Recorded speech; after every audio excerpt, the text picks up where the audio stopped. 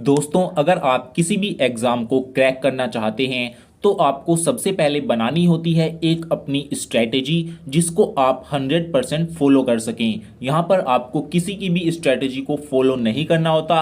अपनी स्ट्रैटेजी अपनी स्ट्रेंथ के अकॉर्डिंग बनानी होती है और डेली के डेली उसको 100% फॉलो करना होता है।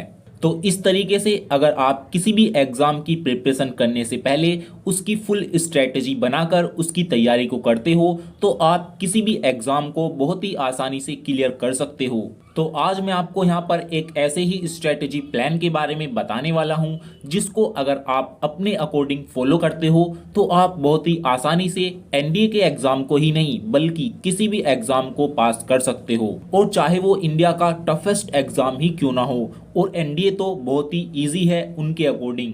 तो दोस्तों, इस वीडियो में आज मैं आपको बताने वाला हूं कि आप एनडीए की प्रिपरेशन को किस तरीके से कर सकते हैं और एक अच्छी स्ट्रेटेजी को स्टार्टिंग से फॉलो करके आप बहुत ही आसानी से इसके एग्जाम को कैसे पास कर सकते हो। यहाँ पर मैं एक एक करके स्टेप बाय स्टेप आपको समझाऊंगा कि किस तरीके से आपको अपनी स्ट्रेटेजी बनानी है और उसको फॉलो करते जाना है, ताकि स्टार्टिंग से ही आपका जो कॉन्फिडेंस है उसका लेवल इंक्रीज होता रहे और एंड तक आप उसके एग्जाम में 100% आपको अपने ऊपर कॉन्फिडेंस हो जाए कि ये एग्जाम मैं बहुत ही आसानी से पास कर सकता हूँ। तो इस तरीके से आपको इस वीडियो में आज मैं आपको बताने वाला हूँ। तो चलिए साथियों, अब आते हैं बिना टाइम वेस्ट के अपना सीधे पॉइंट पर।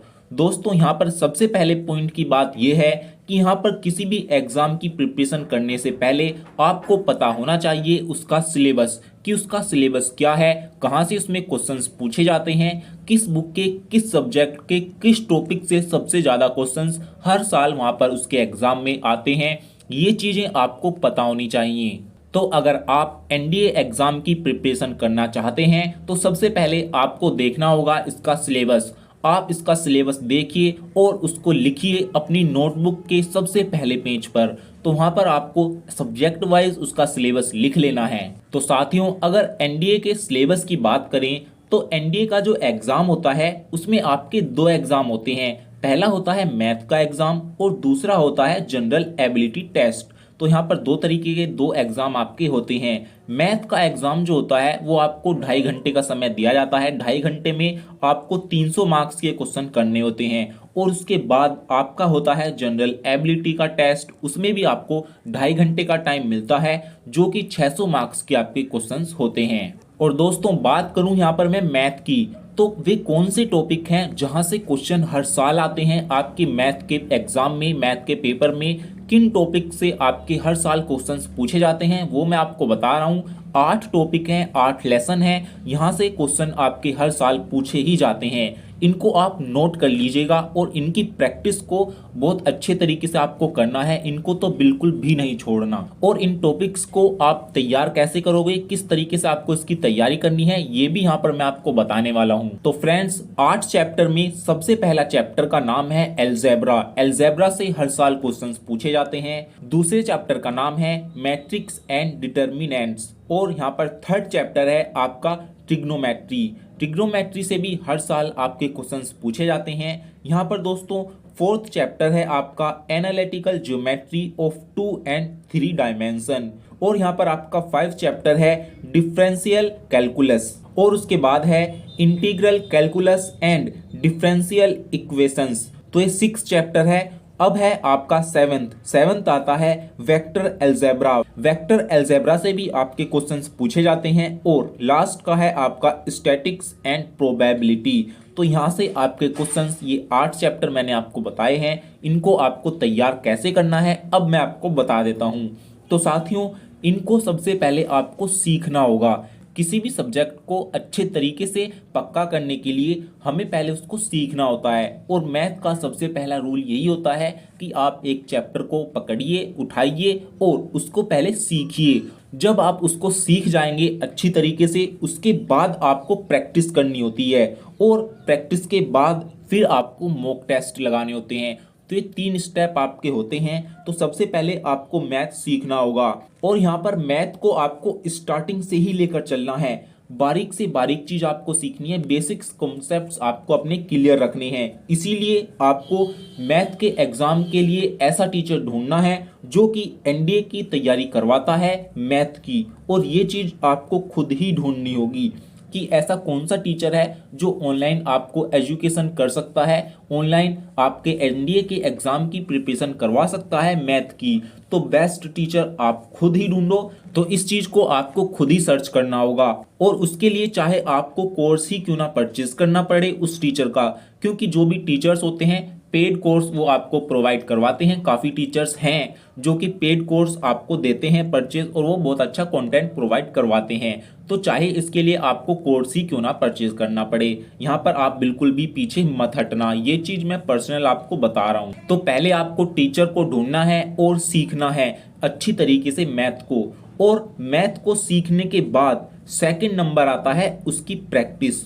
आपको प्रैक्टिस करनी होगी, लगातार दबाकर प्रैक्टिस करनी होगी। जो भी टॉपिक आपने सीख लिया, जो भी चैप्टर आपने सीखा है, उसको आपको प्रैक्टिस में लाना होगा ताकि आपको उसके रूल्स याद हो जाएं और आपको वो पक्का हो जाए, बिल्कुल आप बाद तक ना भूलें। इसीलिए आपको प्रैक्टिस स्टार्ट करनी है सीखने के तुरंत बाद। तो प्रैक्टिस के लिए आपको कौन सी बेस्ट बुक लेनी है ये चीज यहाँ पर मैं आपको बता दूंगा।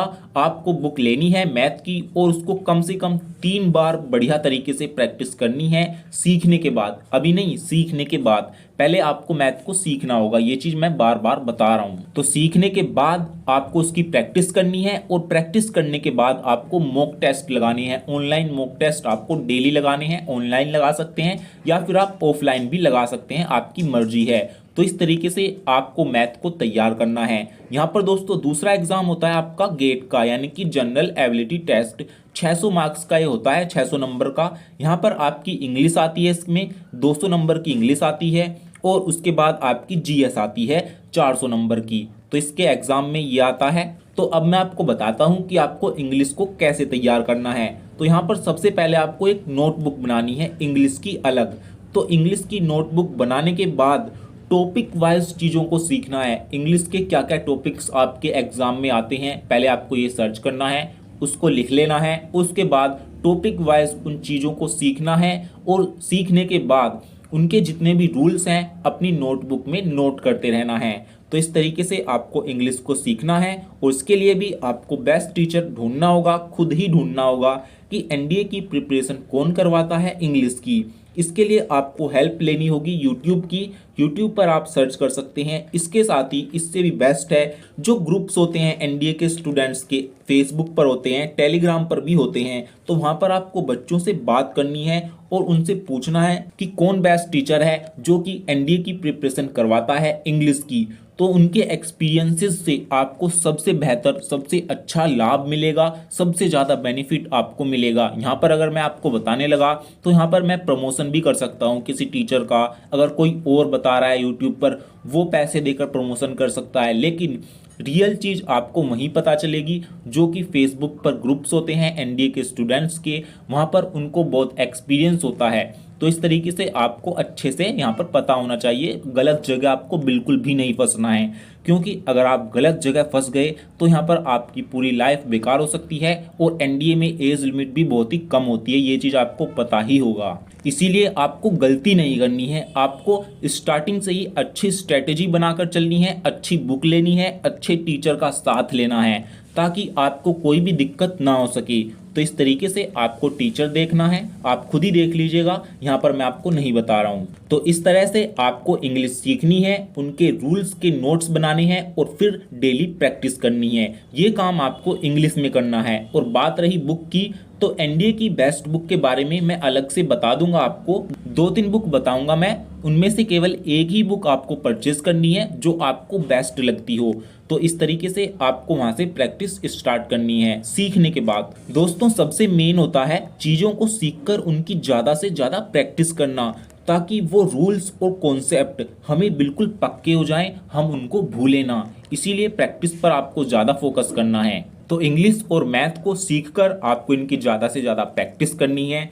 दोस्तों यहाँ पर अब बच जाता है जीएस। जीएस में आपकी फिजिक्स आती है, केमिस्ट्री आती है, बायो आती है और यहाँ पर आपके हिस्ट्री, ज्योग्राफी, यहाँ से क्वेश्चंस, करंट से क्वेश्चंस बनते हैं। तो इस तरीके से इस पोर्शन को आपको देखना है कि आपको कहाँ से पढ़ना है।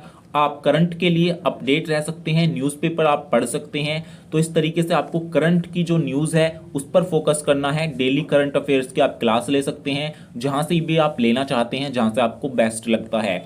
और फिजिक्स, केमिस्ट्री, इनको आप सीख सकते हैं। तो ये तो आप कहीं से भी सीख सकते हैं, जहां से भी एनडीए के टीचर आपको प्रोवाइड करवाते हैं। और इनकी बुक मैं आपको बता दूंगा अलग से कि आपको यहाँ पर जीएस की कौन सी बुक लेनी है, कौन सी बुक आपकी बेस्ट रहेगी। तो इसकी अलग से वीडियो मैं बना दूंगा। ये ज्यादा वीडियो वरना लंबी हो जाएगी, फिर ज्यादा लंबी वीडियो आप देखते नहीं हो। तो दोस्तों यहाँ पर मैंने बहुत ही अच्छी स्ट्रेटेजी आपको बताई है। पहले आपको अपना सिलेबस देखना है, उसको लिखना है टॉपिक वाइज, कहाँ से क्वेश्चंस बनते हैं। फिर बेस्ट टीचर देखना है कि बेस्ट टीचर इस सब्जेक्ट के लिए कौन सा है, और फिर उन टीचर से उनको सीखना है। और सीखने के बाद आपको तुरंत प्रैक्टिस स्टार्ट कर देनी है, और प्रैक्टिस करते हुए उसके बाद आपको मॉक टेस्ट लगाने हैं, ऑनलाइन या फिर ऑफलाइन।